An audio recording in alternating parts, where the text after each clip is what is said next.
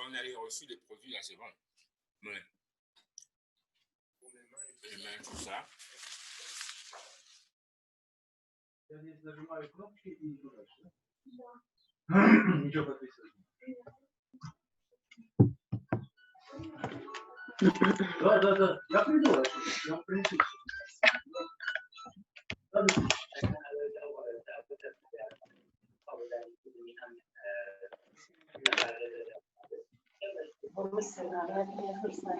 لا توزج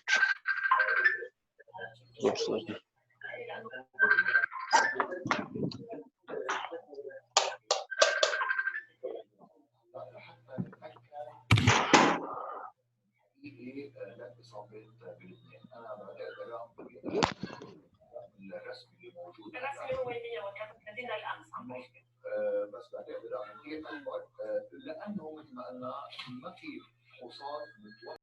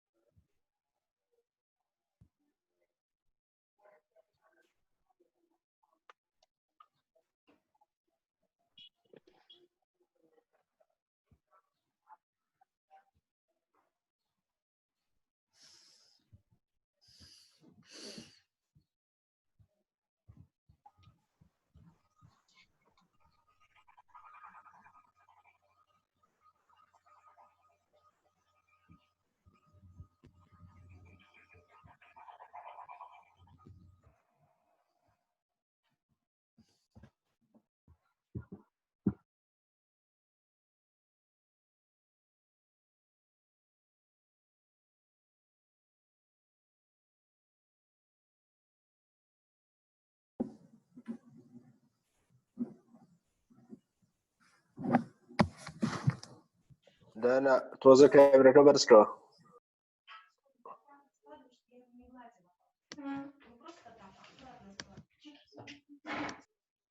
Dana.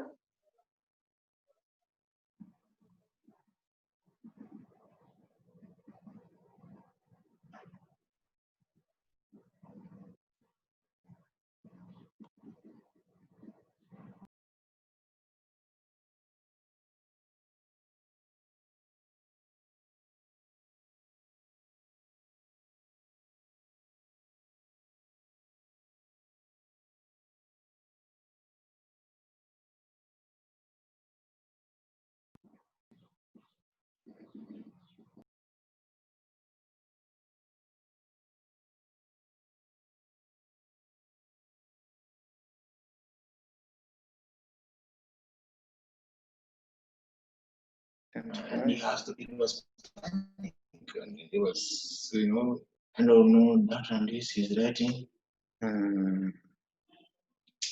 Okay, brother. Yeah, trying to attend some webinars today.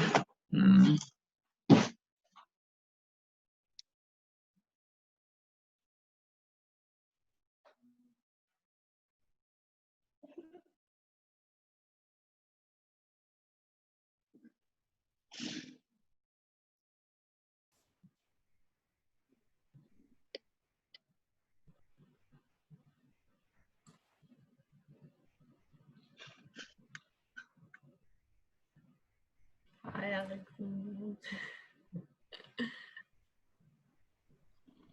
Hi. Hey, Leslie. Hello. How are you? Yes. I'm happy to see all these familiar faces. Good morning. This is Tabassum from UNHCR. Good morning. Hello, Good everyone. morning.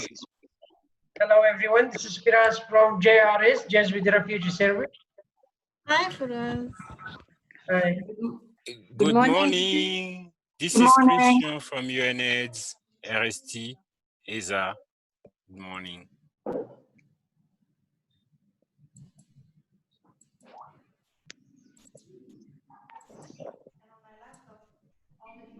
Yeah, good morning. Magni Magnusdóttir, the Sexual Violence Team, ICRC.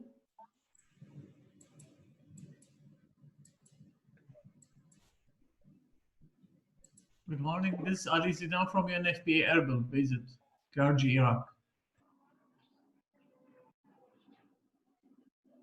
Good morning. This is Zainab Al Khalil from IRDD from Jordan.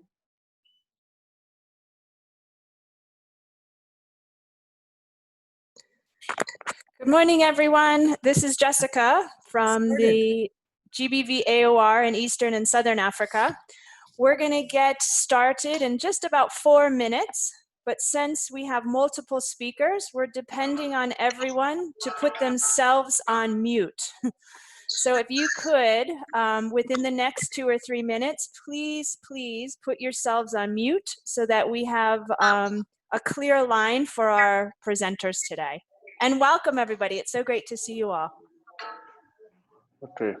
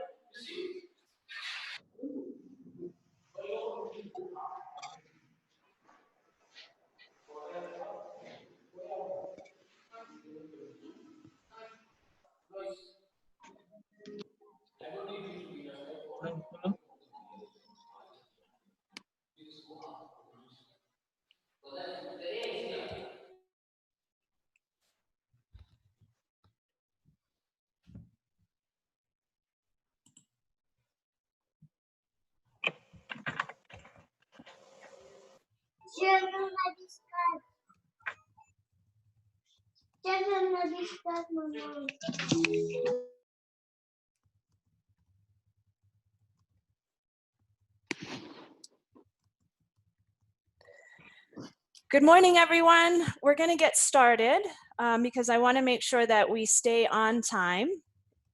My name is Jessica Gorham, and I am the Regional Emergency GBV Advisor working for the GBV AoR, and I'm based in Nairobi, covering Eastern and Southern Africa.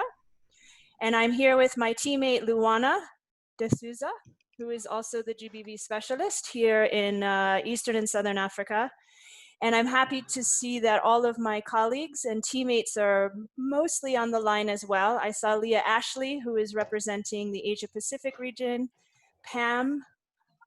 We also have colleagues from our team in Western and Central Africa, and of course our team in Latin America, and then also in the Middle East and North Africa. So I'll be presenting today, but of course we're presenting on behalf of a much larger GBV AoR team who's been supporting this initiative. As we mentioned in our invitation, postponements, I'll let you know if you have time. If we could have everybody put your, if you could put yourselves on mute, that would be wonderful. And just a few protocols that we're gonna do is we're gonna have a few presentations today, but if you could make sure, if you have any questions, to put your questions in the chat. So, because we have over 200 participants on the line. So my colleague Luana will be monitoring the chat throughout the discussion. And then at the end, when we take questions, she will then read off the questions for our presenters. And I think that will make sure that we smoothly go through and don't go over 45 minutes to an hour. So please put your microphones on mute as a kindness. And then also, if you have questions throughout the presentations, please write them in the chat, which will be monitored by my colleague. And at the end of the presentations, we will then direct the questions to the appropriate presenters. Good. Okay, thank you, everyone. This is really exciting because we don't often get an opportunity for all of our GBV colleagues to come together to talk about such important issues. So thank you for joining us this morning and in the afternoon for our Asia Pacific colleagues. As we stated, as the GBV AoR, we're going to be having this webinar series every Thursday throughout March and April.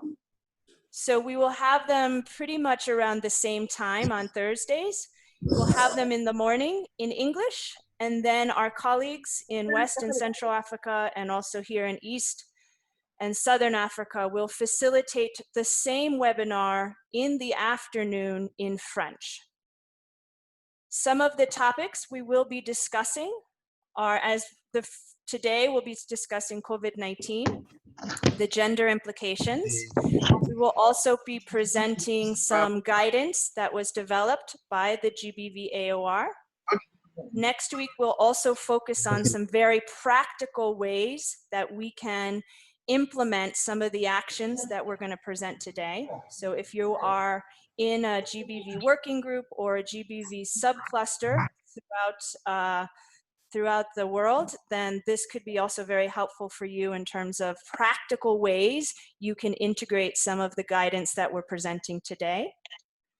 We will also be looking at GBV and drought in the next coming weeks. We have some really great studies that have been published. We'll also look at case management, and specifically the GBV AoR Help Desk and others are producing some very brief guidance on how we can continue to do case management in this time of the coronavirus. So we'll be presenting that as well. And then based on your participation and feedback, we will then add sessions as needed and also potentially be contextualizing them for each region. If you have specific questions related to your region, we really encourage you to get onto our website, gbvaor.net, and to contact the regional advisor in your region. And I just went over some of those names, but I'm sure most of you or all of you know them anyway. So please do get on our website. All of the materials and the recordings today will be on the website for your use, and you can access that at any time. And then this afternoon, after the French webinar, we will also have that uploaded to the website. So thank you again for everyone. I'm so happy to see so many familiar names. We're going to start off the way we thought would be the best way to organize the webinars is to first start off with evidence. So we will present evidence for each topic, and then we will present some of the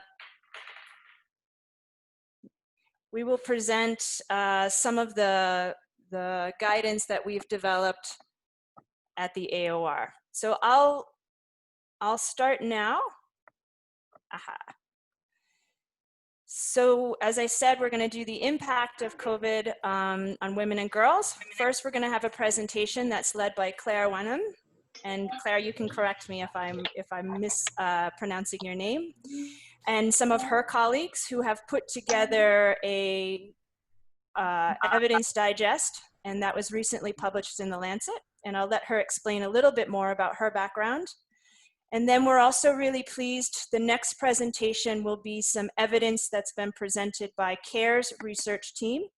And so we have multiple people on the line representing CARE, and their study was also just published. We're really happy that both of these have just been published in the last few weeks. So they are, I think, the most up-to-date information on the impact that the coronavirus has had on women and girls. Next, I will be presenting some of the guidance that was produced by the GBV AoR, and a big shout out to our colleagues in the Asia Pacific region who really took the lead on this, developing it and then also distributing it.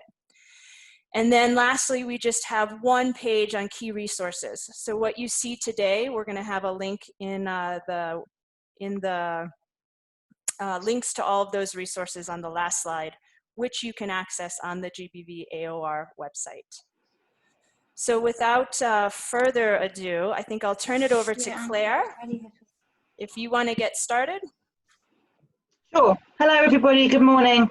It's an honour to be here with you, well, this morning here in London anyway. My name is Claire Wenham. I'm an assistant professor of global health policy at the London School of Economics, LSE. I am delighted to be here this morning with my colleague, Professor Sophie Harman, who will also introduce herself, I'm sure, in a minute. And we wanted to present to you a Lancet commentary and some broader thinking around this that we've been looking at in the coronavirus outbreak. I just wanted to pick up one thing that Jessica said, which was she wanted to present the evidence this morning. The problem is we don't yet have concrete evidence, right? It's too early on to really see, proper evidence being collected and analysed. What we're going to present is the assumptions that we think are going to be the key issues in this outbreak, based off our previous research, mine on the Zika outbreak and Sophie's during the Ebola outbreak in West Africa, and broader analysis that we have done on outbreaks of disease and gender and health more broadly. Sophie, do you want to introduce yourself first? Thanks, Claire. Just to echo, it's an absolute pleasure to be here today. As Claire says, my name is Sophie Harman. I'm a professor of international politics, specialising in global health, and have been working alongside Claire and some other members of the team to put this presentation together for you today. So thank you so much, Claire. So again, just to highlight, this is an area which is very under researched. We both have published and worked on this area of gender and outbreaks of disease. And what's been so concerning to us up till now has been the lack of recognition of gender in outbreaks of disease and in global health security preparedness efforts. And so what we're seeing here is actually it's quite a welcome change. I think Sophie might agree with me that actually now it's suddenly getting the policy discussions and the media space that it deserves, which is that we need to think about the differential impacts of women in outbreaks. So we want to highlight 7 key issues that we think are going to be of concern during this outbreak when we think about gender and disease. The first one is that there is a complete lack of sex disaggregated data for coronavirus, as we've seen in other outbreaks. Sorry, Jessica, can you remain on the previous slide? There just isn't this data isn't collected. Even though in 2019, the World Health Organization made a commitment to collecting sex disaggregated data for all types of health concerns, this hasn't been applied to outbreaks of disease. We still don't have full, complete sex disaggregated data sets from Zika and or for Ebola. And the coronavirus outbreak currently, there's very patchy data. Some of the data coming out of China originally did have some sex aggregated data, and a lot of it didn't. A lot of what we heard from the WHO has been that simply governments aren't providing that data to the WHO. They're simply providing the data of them. Sorry, my daughter's just come into the room. So can you just take over for a second? No problem at all. Thank you. Sorry, we're all on lockdown here in London, so the schools have stopped as well. So it's kind of timely that we're talking about these issues. Just to pick up what Claire was saying, so at the moment, the issue with the data is WHO, that we are understanding from conversations we were having yesterday, is not disaggregating the data because states aren't reporting at the moment with gender and sex disaggregated data. So this is also an issue that we're having in country with testing and contact tracing. So the data is a really big issue because, of course, until we have the data, we don't really know what's happening. So we are continuing to push for that with some of the colleagues within the gender working group, and we'll continue to do so. But this is always the case, and we've known this from Ebola, that once you started getting sex disaggregated data, that was extremely helpful. And even if we look back historically on HIV and AIDS, once you started collecting data differently, we saw the kind of gendered impacts of that virus. So in that sense, this is something I think we're very keen to push on. So that's the first point: incidence, prevalence, vulnerability, and mortality data. So we need the data. Can I just jump in there, Sophie, quickly? Oh, you're back. Sorry, I'm back, yes. Just to jump back in, so the only thing that I would add to what Sophie's excellently discussed is that with something we are doing as a gender working group, we've received some funding recently from the Canadian Institute of Health Research to exactly look at this, and our first task is to collate all the sex aggregated data that we can find, and we're going to do our best to scrape everywhere to find it and make that publicly available as soon as possible. What I would like to ask to this group, and maybe you can put it in the comment box, is if there's a particular mechanism of how to distribute that to the right people, we'd be very happy to get your input on that. Absolutely, I think that's critically important. So the research that Claire is leading on is very time specific. We know time is of the essence. So if there are ways in which you know how we can get that to you quicker, we'd be very keen to have that information. Can we go to the next slide, please? Thank you. So the second point we want to highlight is the secondary health effects. So again, this is drawn from research that we already know from Ebola and Zika, is that these outbreaks can have real secondary health effects on women's health. So this can be related to maternal mortality, when pregnant women will not go to clinics because of fear of the disease or the virus. We can see some reporting on teen pregnancy. Now, this is a kind of one of those controversial issues that we saw spikes in Sierra Leone after Ebola. It's very hard, again, to get the data on this because this is very sensitive for states. So I know actually that UNFPA in Sierra Leone was doing quite a lot of work around this, around the teen pregnancy spikes and maternal mortality. But you don't need me to tell you the problem of getting reliable data on this as well. But this is something that we really just want to keep an eye on is what impact will coronavirus have on people accessing healthcare? So even though we know at the moment, even though there's mixed messaging coming out about the impact of coronavirus for pregnant women, it's not about the risk to their health, but how they perceive those risks, which is an issue that we will come back to when we speak on the wider issues of communication and the gendered aspects of communication. Also, reproductive health services, so particularly pertinent in those countries where you have restrictions or criminalisation of particular reproductive health services. Essential medicines, so essential medicine supply throughout people's lives, and menstruation. So another classic example of, I think, people go crazy over small things such as toilet roll, but also we have to have menstrual supplies as well, which is a burgeoning issue within the development sector, but is now becoming a secondary health concern for young women in particular. In addition to,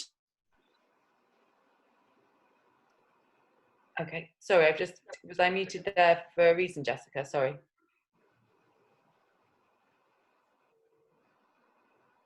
Okay. No, Okay, Sana, je vais te donner. I'll continue. Okay, so just to add that, sorry, I just was muted by the host, but I'll continue. Just to add that what we're also trying to consider is the secondary humanitarian effects as well. So even though we know there's secondary health effects, we also know that the major... Okay, Google, stop. Okay.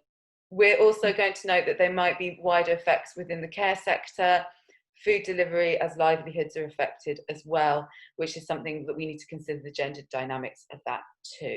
Okay, so that's the second point. Claire? So the third point we wanted to talk about was the role of healthcare workers, whether these be formal or informal. So we know that globally 70% of the healthcare workforce, particularly the frontline healthcare workforce, are women. That was up to 90% in Hubei province, where the epicenter of this outbreak started. And so we want to make sure that it's recognized that these women's needs as healthcare workers are protected, or at least considered and recognized. So the first part of that is that, you know, women are exposing themselves to additional risk performing this role. So are they being provided with the necessary equipment to limit the infection themselves? We then wanted to make sure that pay and vulnerability was considered. We know a lot of community health workers across the world do so on a voluntary basis.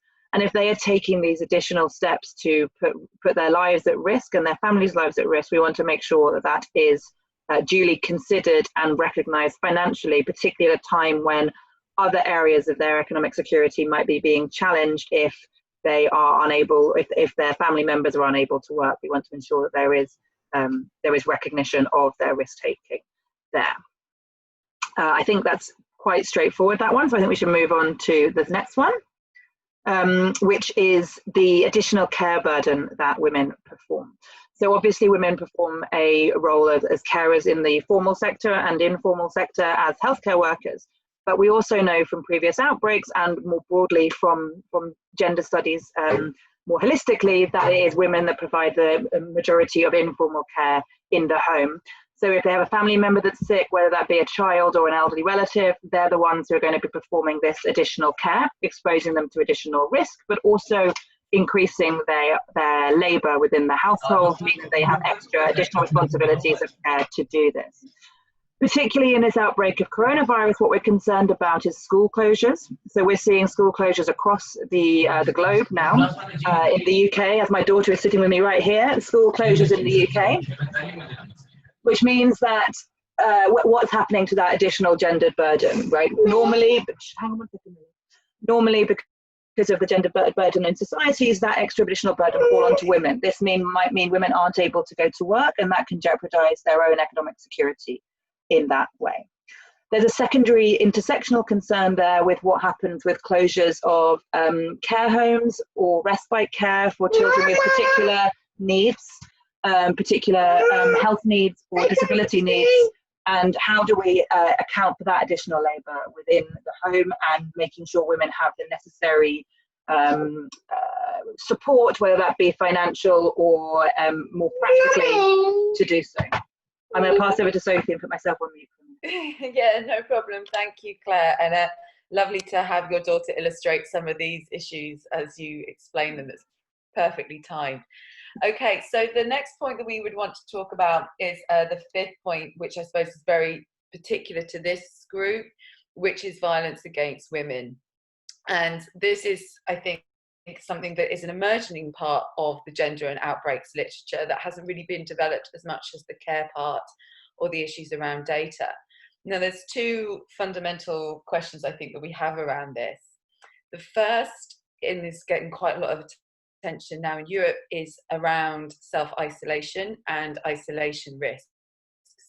So this is looking at patterns of violence against women and how that takes place in the home, and how this will make those women who are already vulnerable more so as isolation becomes a key way in which we mitigate or manage the outbreak. So this is going to be something we haven't actually mapped with outbreaks before that I know of, and I would be really interested if anyone in the group is aware of self-isolation, existing research on this. That would be very helpful for us at the moment.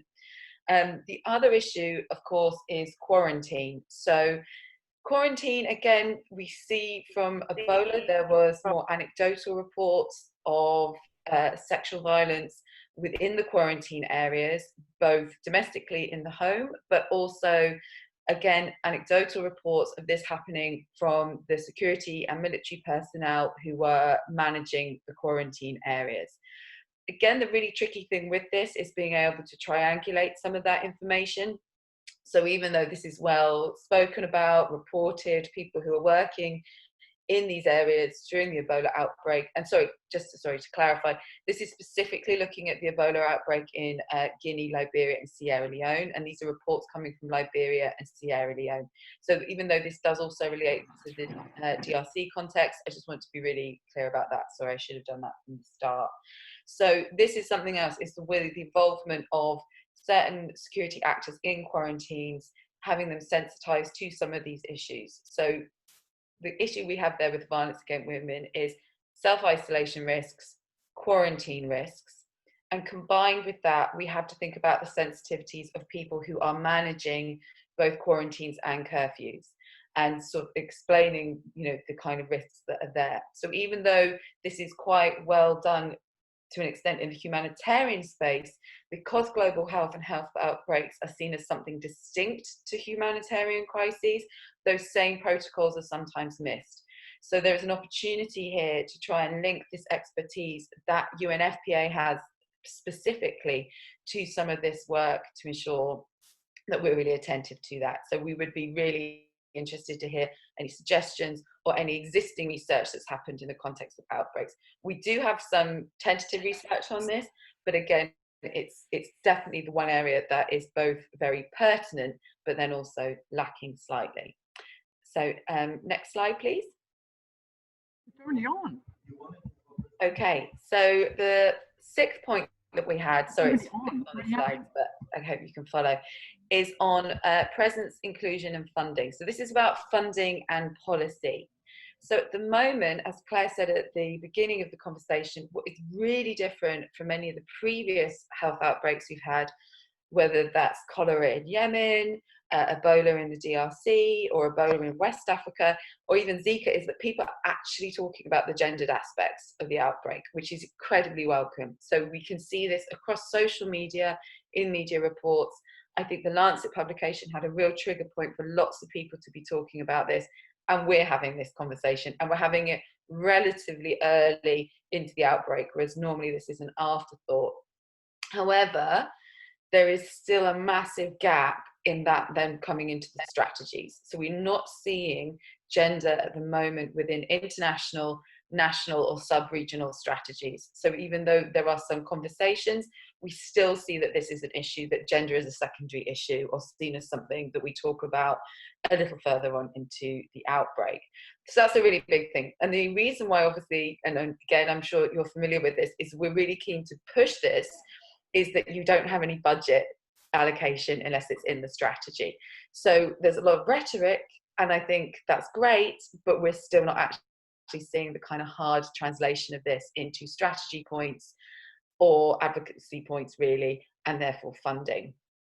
This also is replicated in presence of gender experts. So not seeing necessarily gender experts on those kind of international decision making, national security responses, regional or local authority levels as well. So we need much greater inclusion of gender experts, as well as what will then, I think, emerge from this, patient groups and also marginalised communities. So this is slightly different, marginalised community inclusion, but it's how we're then feeding in this community response. As the outbreak emerges, community engagement strategies will pick up, and you can see this happening, but it's again, how do we make this absolutely front and centre?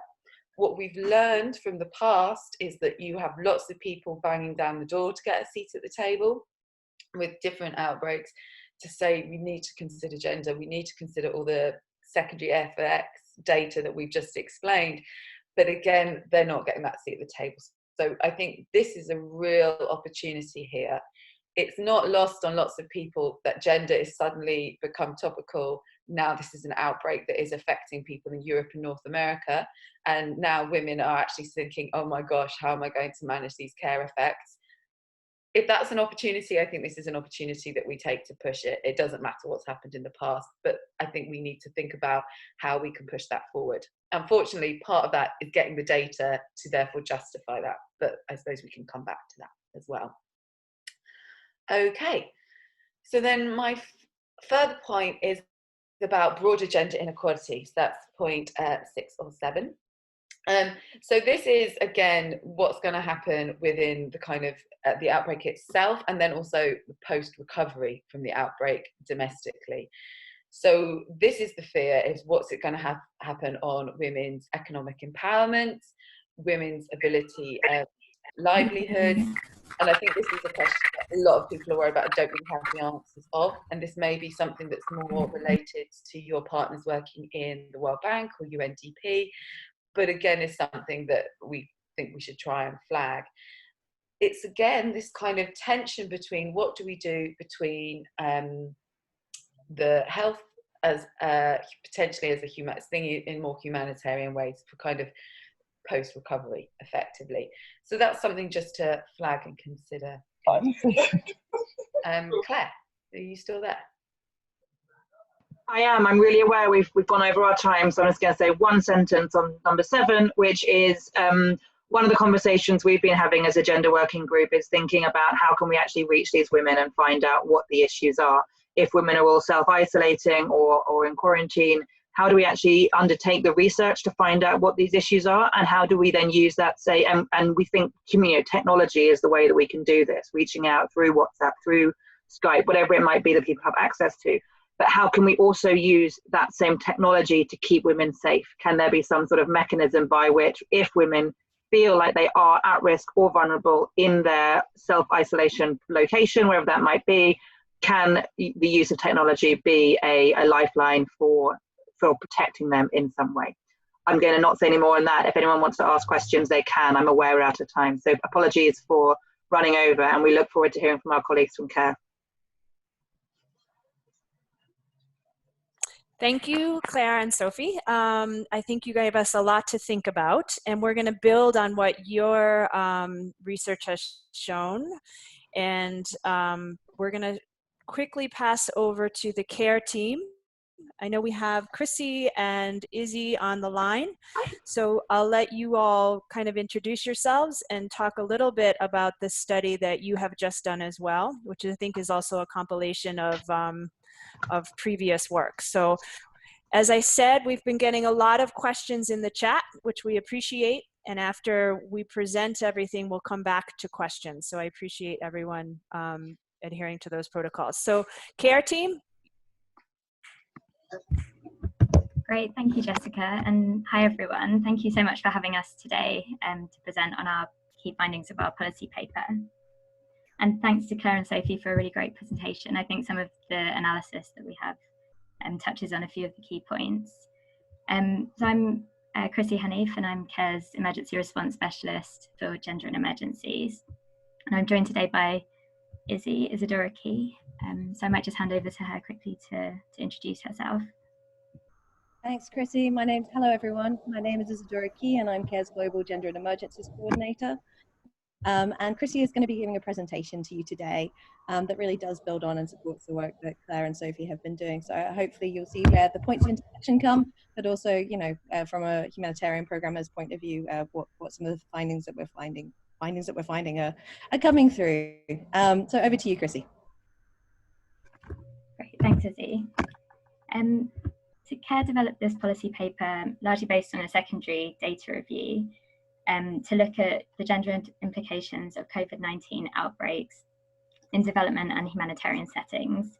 And this is part of CARE's broader work on ensuring we develop rapid gender analyses as crises, for the onset of crises and then as they develop. So we're also working on another in-depth rapid gender analysis at the moment, which should be out soon. The findings and the analysis from the paper resulted in recommendations that were directed to health service delivery actors, development and humanitarian organisations, national governments and international donors. So the next few slides just covers some of the key findings that were generated from the analysis and a few of the recommendations, and we can share the full policy paper as well following the webinar. So while initial research indicates that essentially older persons are more likely to suffer severe complications from COVID-19, and men may be slightly more likely to experience high mortality rates than women, it's really clear that impacts will be far more far-reaching and will have both direct and indirect impacts on women, girls, men and boys, and particularly the most at-risk groups in our society. So particularly for this paper, we were looking in development and humanitarian context, so looking at people who are forced to flee their homes and are now in countries where the wash infrastructure, the health services are perhaps lacking. And this, coupled with gender inequality, can really have an impact on the response to this public health emergency and really make it complex for humanitarian responders to address.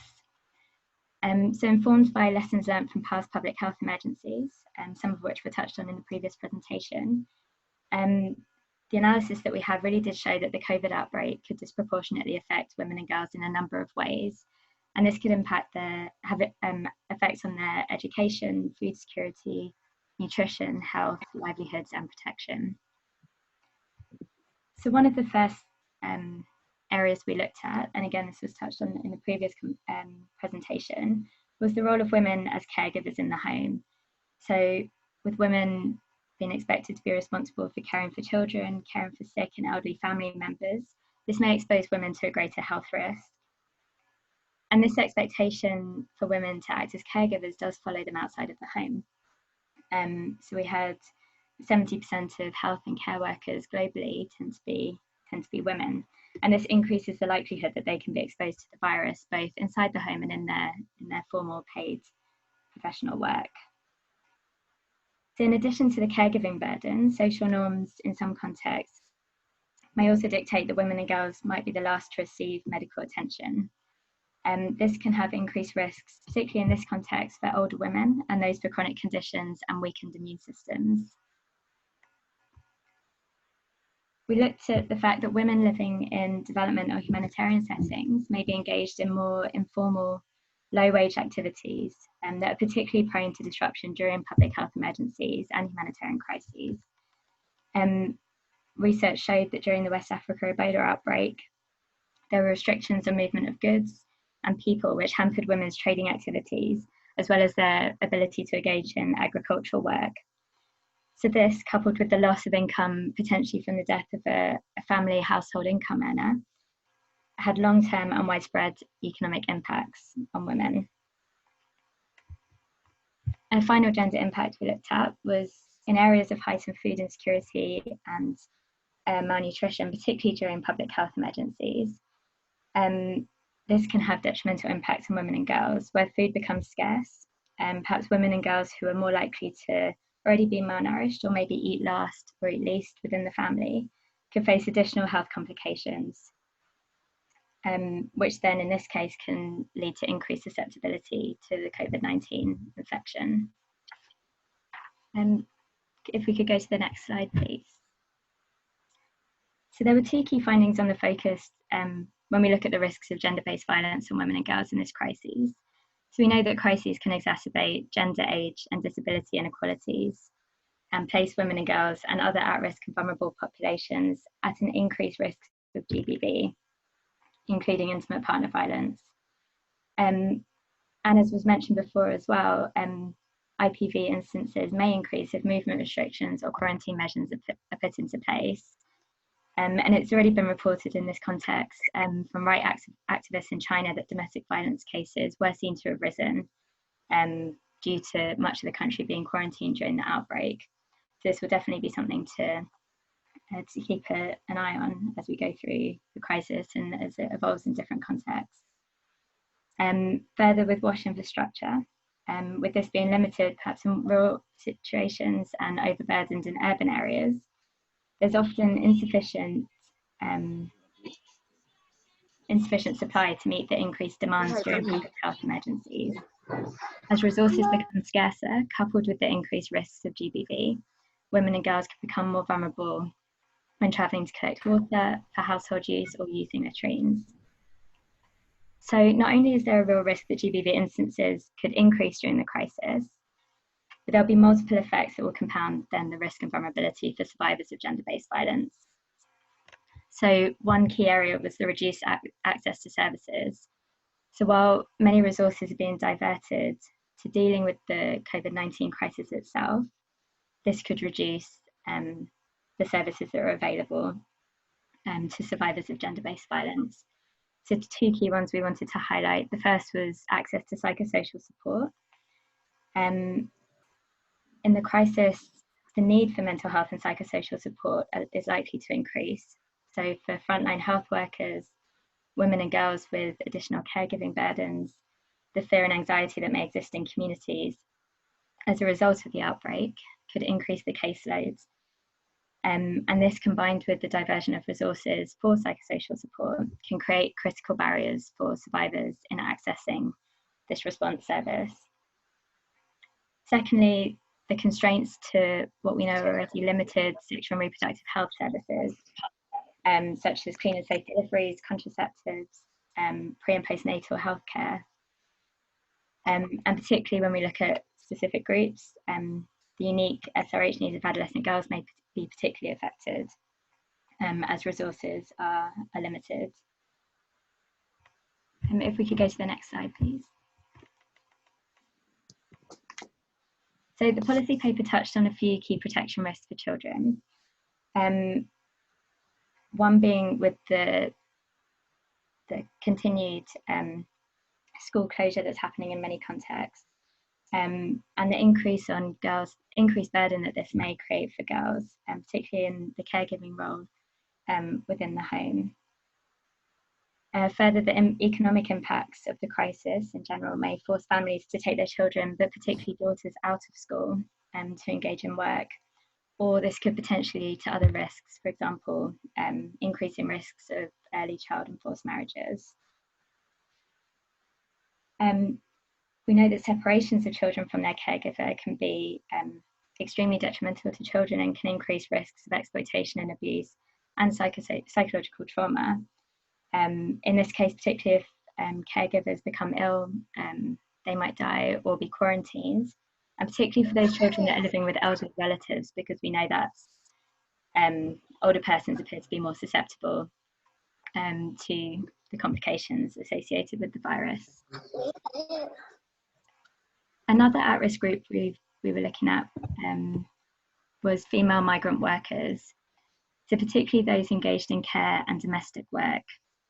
It was noted, particularly in Asia and the Pacific, that travel restrictions were keeping women from reaching or leaving their jobs, particularly for female domestic workers. This can cause a lot of increased stress and anxiety and also economic instability. There's also the unequal power dynamics between the workers and employers that then may expose female migrant workers to additional risks. And this again goes back to these workers being on having jobs without the social protections and employer protections that would protect them in crises such as this. And finally, just to touch on sexual exploitation and abuse, we know in humanitarian crises and including public health emergencies, these have been seen to increase. So with food insecurity and overall economic downturn, spikes such as this in an already existing humanitarian crisis can be particularly detrimental, particularly for at-risk groups. For example, women, children-headed households, single women, and adolescent girls. So there were a number of recommendations in the policy paper, but we just wanted to highlight a few key ones here. So the first recommendation that came was to train healthcare workers to properly identify gender-based violence and IPV risks. So to be able to handle disclosures in a safe and judgmental way, and to know the referral systems to be able to refer survivors for additional care. Involving female healthcare workers and local women leaders in decision making to ensure that the responses to the outbreak really do address and respond to the needs of women and girls in each community. Yes, then continuing, ensuring that we continue development and humanitarian service provision as much and as safely as possible, and particularly based on analysis, ensuring that we continue with service provision for gender-based violence, psychosocial support, sexual and reproductive health services, and WASH services. And whilst doing so, just prepare for the possible surges in gender-based violence and SEA instances. And finally, a recommendation to international donors to require that all funding proposals contain comprehensive gender analysis and protection mainstreaming provisions. So as we go through the crisis and things start to evolve, ensure that at the local and regional and global context that we have these analyses that keep being looked at and keep coming out to inform our programming and funding priorities. So that brings me to the end of the presentation. So thank you very much, everyone. And if there are any questions, I know we'll come to that at the end. Thank you so much, Christy. That was really interesting. And I know that we do have a lot of questions in the chat, which is really exciting. But also we have a lot of great examples of best practice that are coming out in the chat as well. So I encourage participants to also look at some of the examples that our colleagues from different parts of the world are presenting. So as I said, we'll come back to some of the questions at the very end. But now I wanted to just take a few minutes. The GBV AoR, which is the Gender-Based Violence Area of Responsibility. As most of you know, we are the global coordination mechanism in emergencies for GBV prevention and response programming. And so, of course, we've been also looking at how we can best provide support during the coronavirus outbreak. So we've developed a guidance note, which again, we're going to put on our website. So far we have English and French, and then we're also going to translate in Arabic. So I'm just going to go over some of the key points, but I'd like everyone to recognize this is a global document, so it will have to be contextualized. And I've just taken out some of the key actions because I think people are really wondering how can we go about our business, you know, our daily work in this new sort of way of working. So we've picked out some key aspects, but I do really recommend that you go onto our GBV AoR website for this guidance note, but we also have, of course, tons of other resources available that you'll be able to access. So let's get started. This is, again, a way to start the conversation. So we've put them into a couple of subcategories. One is about remote programming or service provision. And so we've been looking at creating plans to shift or expand some direct delivery modalities to remote modalities. And this is one that we've been looking at very critically, particularly about online counseling, telephone counseling, increased online or radio communication campaigns. I know I was just recently in mission in Zambia, and they, because of the drought response, have increased the capacity of their national hotline to be able to take more cases. And I think they're going to find that this is actually a good preparedness measure for the potential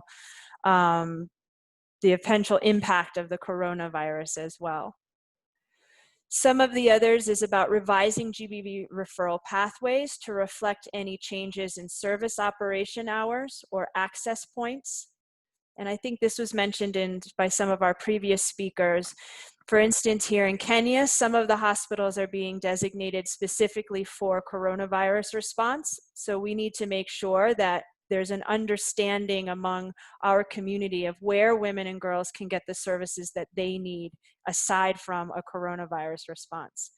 So we really encourage you to look back at your GBV referral pathways and make sure that the services that are there are actually accessible to those that are most vulnerable. And if not, what are we doing to mitigate those risks? Looking at dignity kit pre-positioning and distribution, and this should include COVID-19 IEC materials, and then of course, as I mentioned, remote or hotline information into the kits. So it's not, again, business as usual. What can we add to our dignity kits for pre-positioning and distribution that would actually be helpful in terms of the coronavirus? And so IEC materials, obviously, and then also potentially linking into hotline services. Localizing commodity and IEC production. So produce adjusted dignity kits, locally sourced and available items. Engage women and girls in making masks or COVID prevention and IEC materials. So these are some ways, and obviously they would have to be contextualized, as I noted. Excellent. And then we're looking again, continuing on with the remote programming or service provision. Ensure quarantine facilities or space adhere to the IASC GBV guidelines, and that they also incorporate risk mitigation measures. And I'm sure, I know here in Kenya, particularly probably on the African continent, we are now just sort of looking at all of this. And I know in Europe and other spaces that you have already set up quarantine facilities. But it's our role as in emergencies to ensure that those facilities do meet the minimum guidelines for safety. I say minimum, let's raise the bar so that they do meet the safety standards. And you can also find guidance for this and within the IASC GBV guidelines. So something else that you would need to think about. We also might see a shift to cash and voucher assistance. Analyze potential positive and the negative impacts on women and children, and ensure GBV risks are mitigated. So we recommend that you engage with your cash transfer working group if that's available. Or you can also link into CALP, which is the Global Cash and, I'm missing the cash and learning platform, sorry.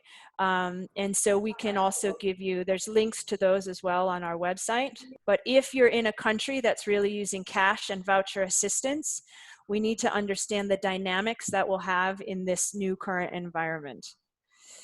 We also need to ensure that MHPSS resources for GBV and health responders are available and that staff are trained.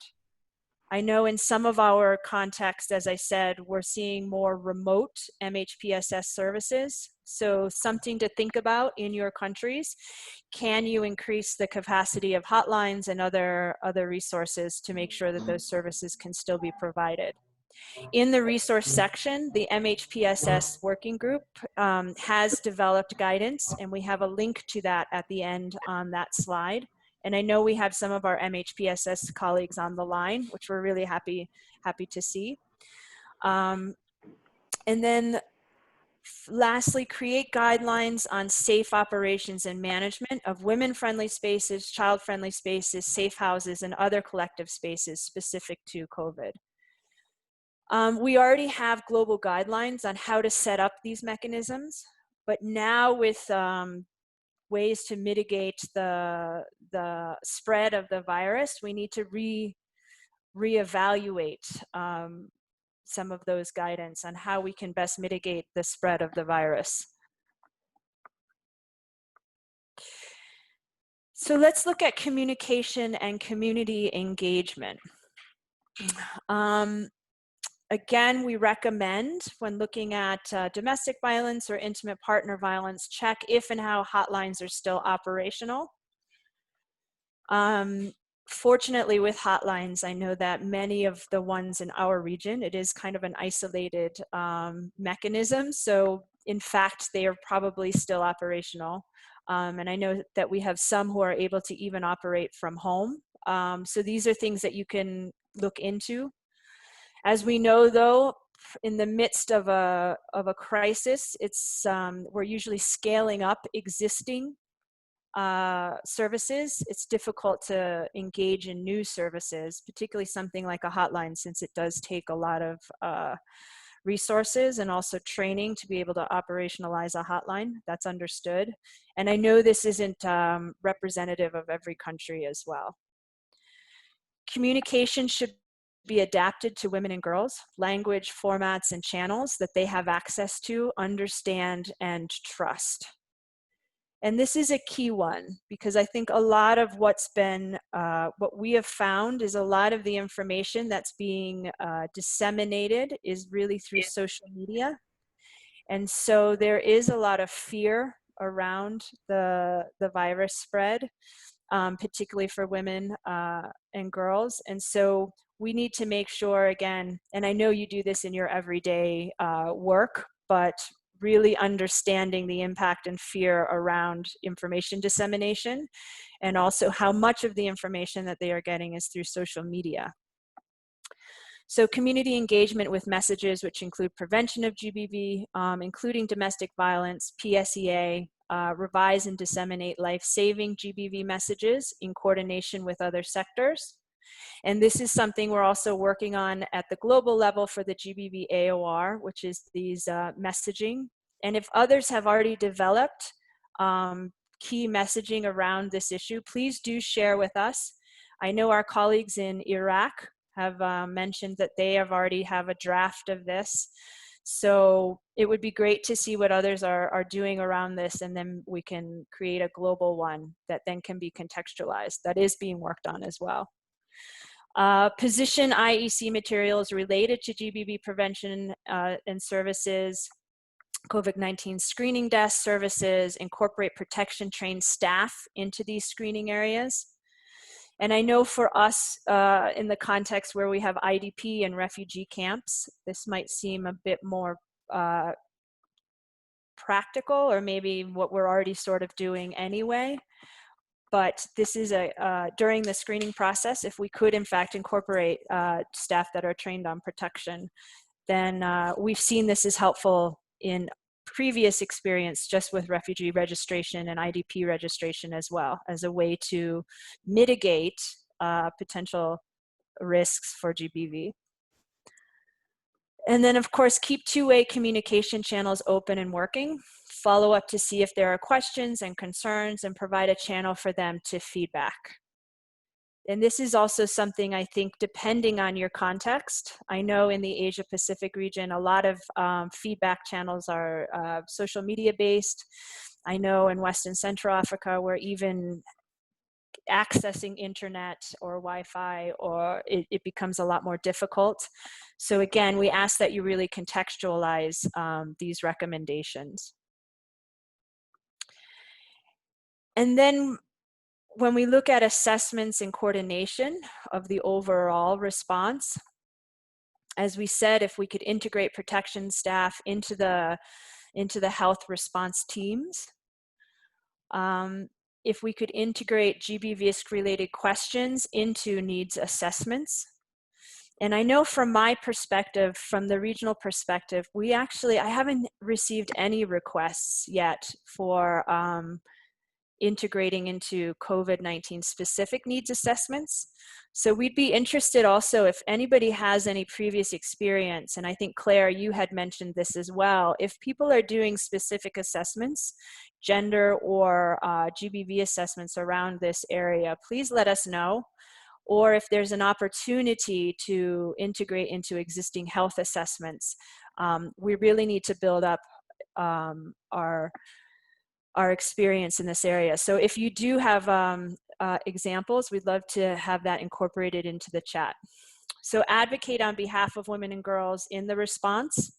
And I think both Claire and Chrissy mentioned that this was also part of some of the findings of their data reviews. Assess risks inherent for camp settings, or we've even kind of expanded that to crowded places. Engage with women's groups, liaise with organizations operating in those settings to ensure they are mitigating GBV risks. In the resource slide, the camp management cluster, I believe it's the cluster, they've also developed guidance specific to COVID-19 for camps and camp-like settings.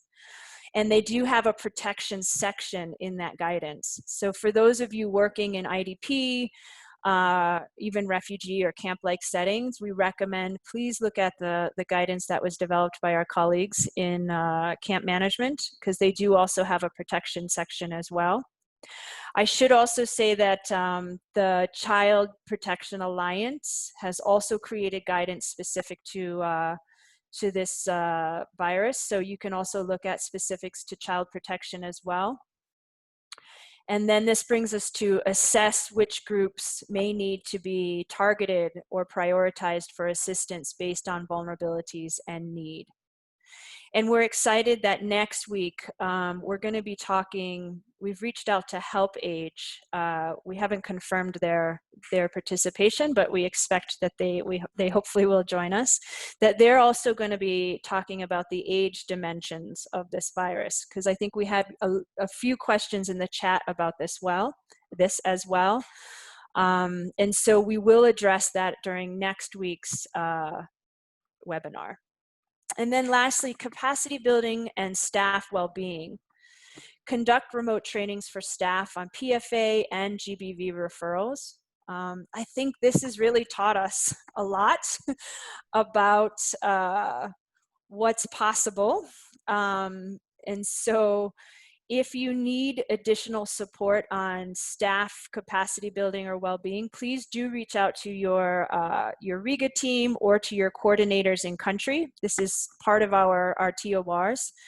And we already have a lot of materials that we've developed, and we can, the idea is even through these webinars or even a base minimum for us to continue our capacity building.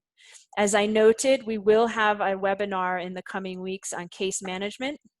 And also we're going to look at guidance that was developed and how we do case management in this context, so remotely and others. So please join us for that. The other, trained frontline health staff on safe identification, referral, and referral health or referral pathways. And this is, again, we recommend our coordinators and others who are working in operations where they have a health cluster to look at and engage with our health cluster colleagues. And I think we're not sure yet how much training is actually going on, particularly since we're all pretty isolated. So again, we give this advice or these recommendations with the knowledge that every context is different. As I said, in some countries in our region, there's no isolation going on or quarantine. So they do have greater or freer access to training capacities. And then we also know there are other countries that are on complete lockdown. And so we will have to look at more remote ways of doing business. So recruit and or train more GBV response staff who are in country. And again, we keep coming back to those hotlines, ideally for those who have it. And then increase availability of remote or staff well-being services. And so I know in our region, we're going to be reaching out to our coordinators quite regularly to make sure that they feel comfortable and confident in the environments in which they're in, and understanding how we can better support them during these times. These are those key resources, guidance and links. Again, this entire presentation will be uploaded, and we're also the GBV help desk. The AoR help desk also has sort of a compendium of resources. So we'll make sure all of those are on our website so that you can easily access them. Next week, I'm going to hand over in just 1 minute to Luana to do some of the questions in the chat, but I want to just talk a little bit about what is next. So I very quickly went over some of our key actions from our guidance note. The guidance note is more comprehensive than what I've just summarized. So please do look at the entire guidance note. What is next is, obviously, we're going to have our French version of this webinar this afternoon. Next week's webinar will be about what we can do, you as a GBV specialist or coordinator. We kind of create a broad overview this week of what we know about the gender dimensions of the virus based on previous pandemics. But now we want to get a bit more practical about the expectations in your countries. So that will be next week's webinar. I can say also that we're seeing that there's a lot of response in the chat. So we're going to go over that, your questions and your need for additional guidance, what you've already stated in the chat. And we'll make sure that we address some of the very specifics that you've been needing guidance on next week's webinar as well. So I'm going to turn it over to Luana. I think we're going to take a few questions for each of the speakers. And then if you want to follow up with any of your regional advisors specifically, please feel free to do that. So Luana, why don't you, I know that you've been culling, or you've been looking at the chat and getting some trends on questions. And so if you want to start out, if there's specific questions for Claire and Sophie. Thank you very much, Jessica. So before I start, I just want to reiterate that we will share the presentation. All the guidance will be shared. The webinar is recorded. And as my colleague Sarah Martins was saying in the chat, we will not be able to collect all your email addresses. So please just send an email to the gbvcop@gmail.com. So Sarah Martin is putting that in the chat. So she makes sure that you are in the mailing list, and then you will get absolutely everything that the GBV AoR is doing on this COVID and GBV. Regarding questions, as Jessica was saying, there are lots of questions. I could see some trends in regards to questions. Maybe one question for our first presenter from the Lancet, Claire and Stephanie. Yeah, Stephanie. Sophie, sorry. The use of technologies. So I think in terms of data also, I think this is really something that, again, it's really depending on the context. So I don't know if you have some maybe not some answers, but some leads about technologies and how women have actually access to technologies, and how we can actually make sure that we collect data related to women in some countries where it's really hard to get access to women. Claire or Sophie, over to you. Hi, thank you for that question. I guess this is exactly the issue with where we're at the moment, which is we just don't have the evidence yet. This is something we're exploring and thinking about and working out as researchers. We are both researchers. How can we find out the different vulnerabilities from women who are the most vulnerable? And as researchers, we're having the conversation about how do we do that? And we thought technology was the way to do that. But we also then recognized and actually listened to your conversations that have been happening subsequently. And, you know, this shows the discrepancies between the academic world and the practitioner world of yourselves and policy world of yourselves, that, you know, your hotlines that you're talking about, you know, how do we use those to make sure to protect the women, as well as try and gather data to inform evidence-based policy? So it's a work in progress, but we would be very keen, or I certainly, I'm sure Sophie as well, be very keen to get any ideas or advice about how can we gather the most data on how women are being impacted by this outbreak, particularly vulnerable women, and how to get that evidence into the right people's hands. Yeah, and just to pick up on what Claire Thank was you saying, very much, Claire. oh, sorry. Sorry, go ahead. Sorry, Sophie, go ahead. That's okay, no problem. Just in addition to that, we do know that there were reports after the Ebola outbreak in West Africa where you did have the social media tracking and some of the communications tracking around that.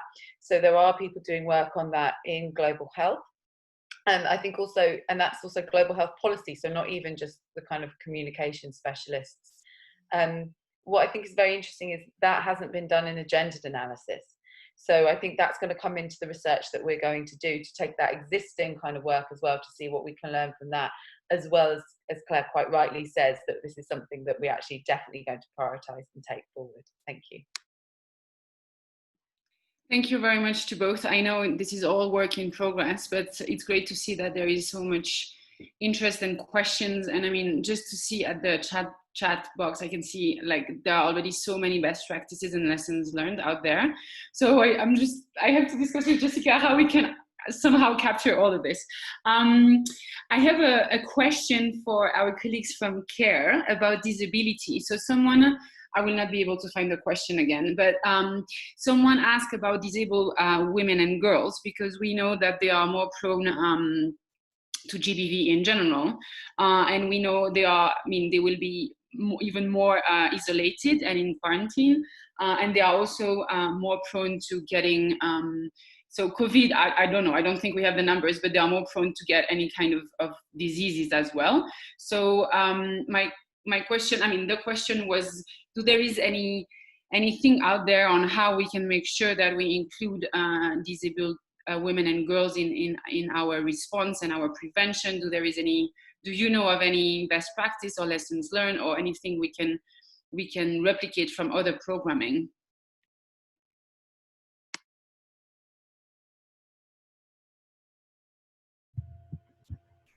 Hi, Luana. Thank you so much. That's a really great question.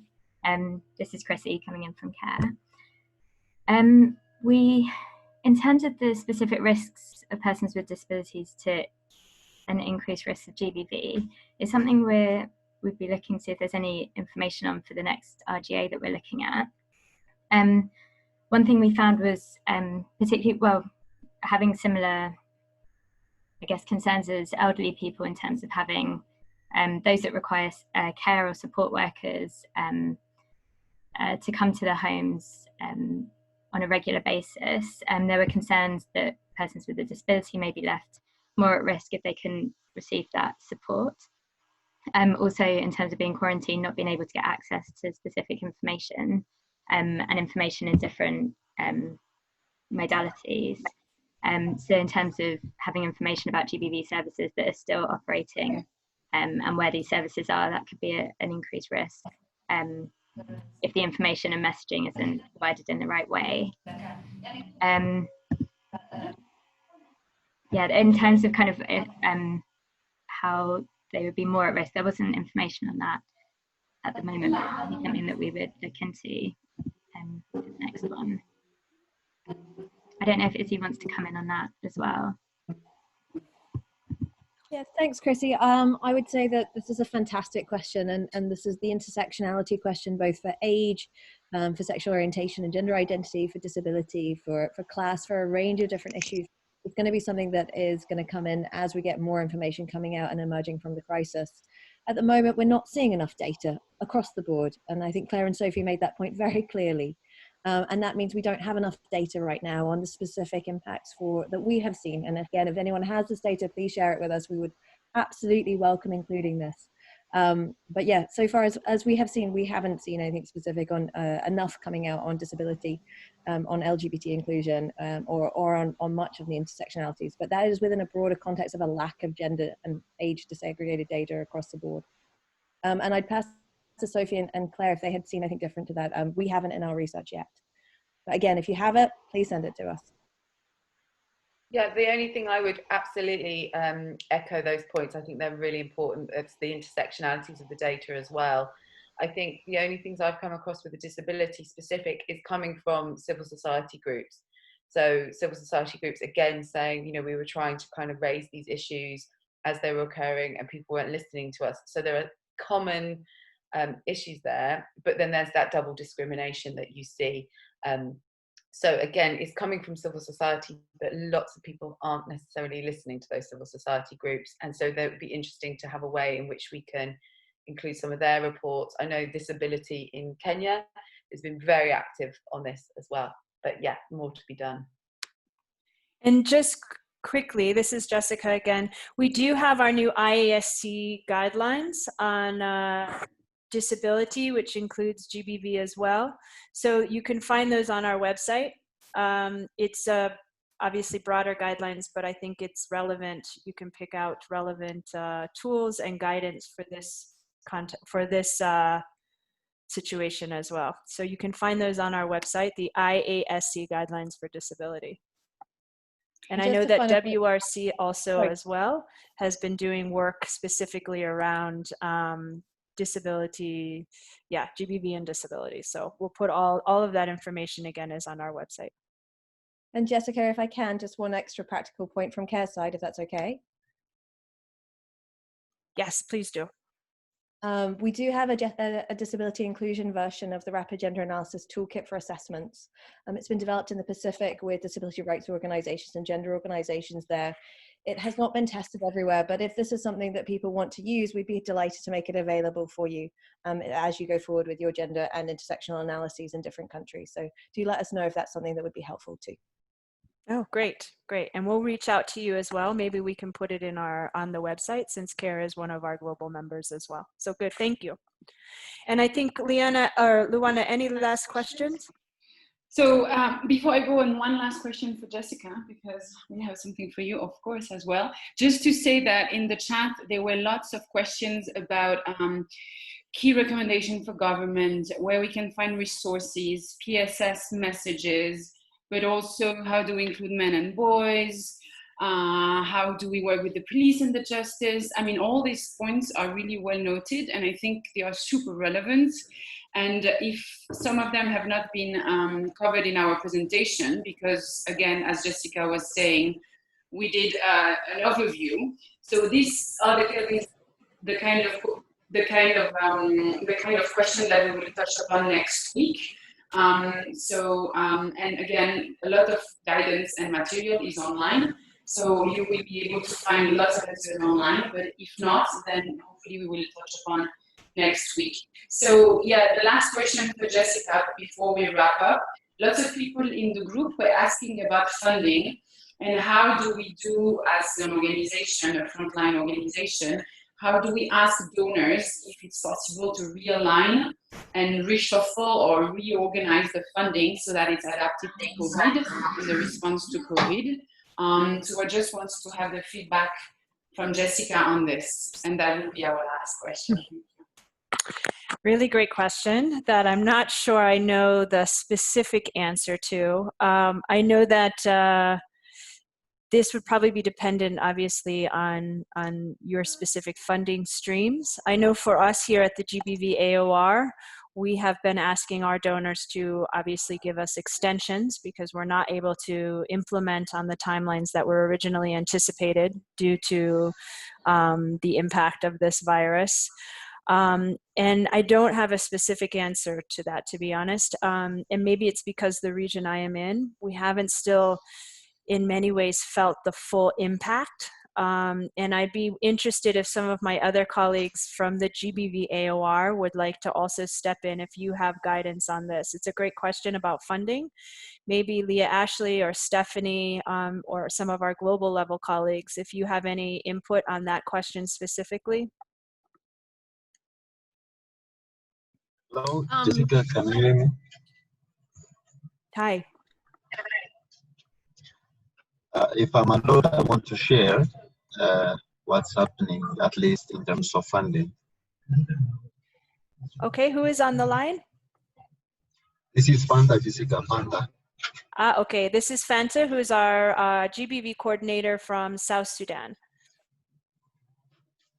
Yeah, so just to share briefly as an information. Go ahead. Okay.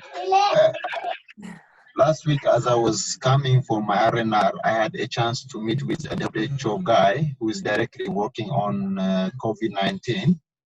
I was asking the same question about funding and also the specific action that we are anticipated to do in response to COVID-19 in relation to GBV. So what he told me is that WHO is getting resource. In fact, WHO is leading in terms of determining the need in terms of COVID-19, not only for health, but also for other responses. So what I'm thinking for us, since we are working closely with the health cluster, it would be a good entry point to align some of our specific needs or evolving needs in relation to COVID-19 with the health.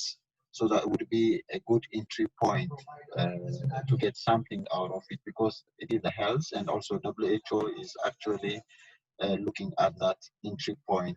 If I'm not mistaken, at least for South Sudan, they were talking about the estimated requirement has been raised to 20 million USD.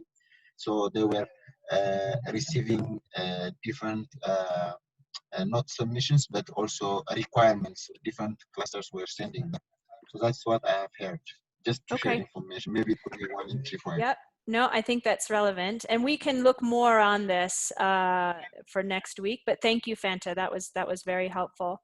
I think the main takeaway from that is make sure that you're liaising again with the health cluster in your country, because obviously and rightfully so, most of those resources are being funded or being funneled to the health sector. And this is where we talk about what we can do to mitigate risks in these environments. I'm conscious that we're running on time, so I will close with this last bit of a summary. Thank you again to Claire and Sophie, and also to Chrissy and Izzy for your great presentations. This is what I think all of our members were looking for, is a bit more of an evidence-based. And as you mentioned, Claire, it might be evidence that we've collected from previous experiences, but this is how we grow as a community, and also how we also create evidence-based programming based on what we know.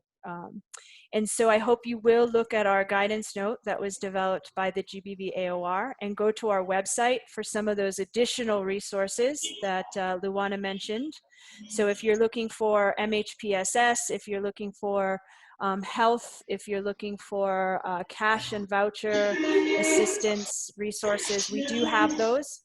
Again, they'll have to be contextualized, but this might be something you could reach out to your regional team to help do that with you. And then lastly, for next week's webinar, as I said, we're going to look a little bit about the age dimensions, but we're going to make sure we contextualize it a bit more. We're going to look over all of the comments that you have put into the chat, because there were, as we said, by the end there were hundreds. And then we're going to see the trends or the patterns of what you want more information on. And we'll make sure that we contextualize next week's webinar to really to what you've been asking for. And then we'll also reach out to our coordinators separately once they've all read the guidance notes on what we can provide more specificity on. So thank you very much, everyone, for joining us, and to our speakers. Really, really pleased to see you all on here, and that we have such a vibrant community who's really interested in these issues and pushing forward the rights and the needs of women and girls, not just because of the coronavirus, but because you know, this is our passion and our work. So thank you all for joining us. We will make sure that we send out the invite to the next webinar in just probably Monday, as we did last week.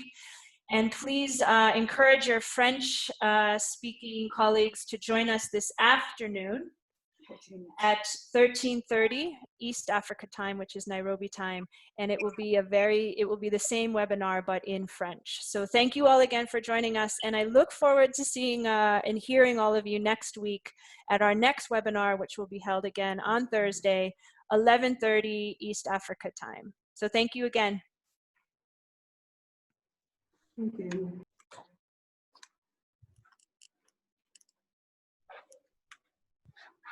Because it's not working, that stupid internet.